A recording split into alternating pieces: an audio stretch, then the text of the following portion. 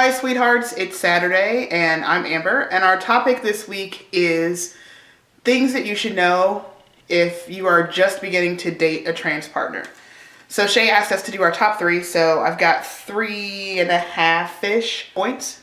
So my first one is, if it's your first trans partner, I think it's really important to make sure that you do some research and that you know what you're dealing with. When Shu came out to me as trans, I didn't really know a whole lot, and so I spent a lot of time reading and watching videos and researching so that we could be partners in his journey, as opposed to him having all the knowledge and having to tell me. And I think it can create a weird power differential sometimes, where one person is the trans partner is the holder of all the knowledge, and the non-trans partner is kind of out of the loop.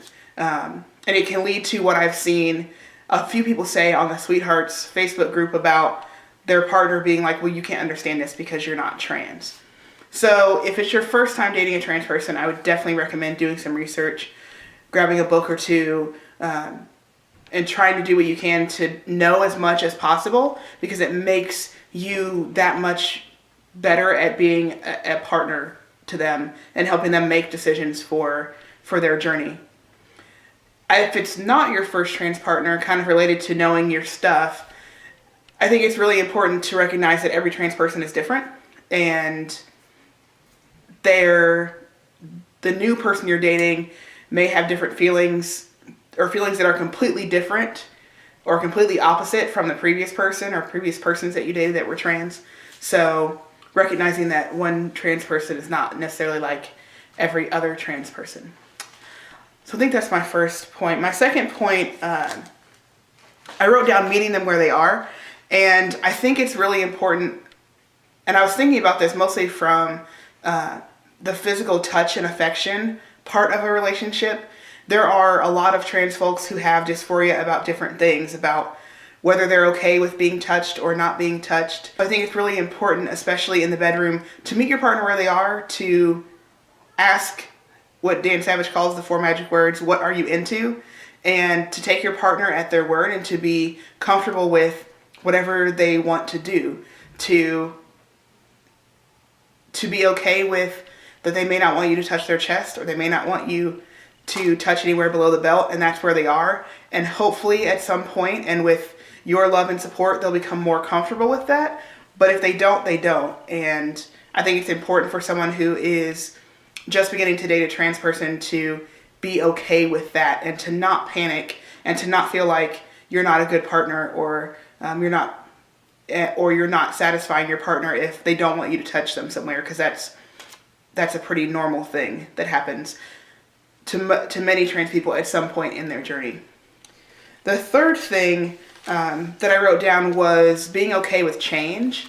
One of the things that she and I have talked a lot about is often there are trans folks who will say, well, I don't want to have bottom surgery, or I do want to have bottom surgery, or I want to have metoidioplasty, or I want to have phalloplasty.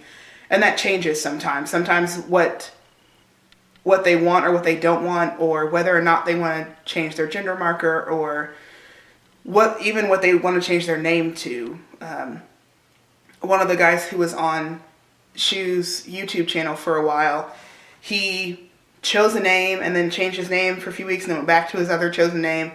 So it's a process, and I think it's incredibly important, and probably the most essential of everything that I've said.